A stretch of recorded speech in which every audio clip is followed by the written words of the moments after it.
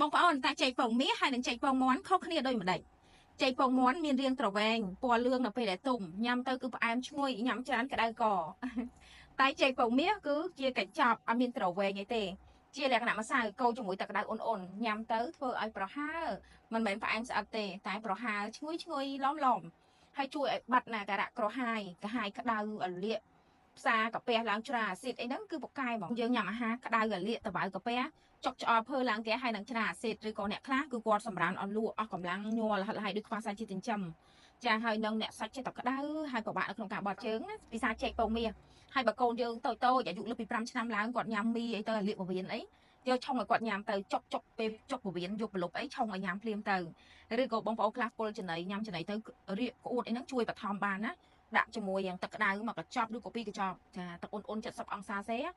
ញ៉ាំទៅគឺកាត់បន្ថយការធ្វើទុកបកាច់បកិននឹងភ្លាម10 20 50 70%អីចឹងទៅចាសាក់ខ្លួនឯងទៅហើយឆ្លោយខ្លួនឯងនិយាយទៅចេកពងមាន់រាងត្រវែងសាច់ផ្អែមលឿងស្អិតឈ្ងុយញ៉ាំច្រើនក្តៅកតែចេកពងមាសញ៉ាំច្រើនបាត់ចុកឆ្អល់ក្រហាយភើឡើងហ្គាសច្រាអាស៊ីតដើម្បីរលាកបត់ជើងស្រួលមានកម្លាំង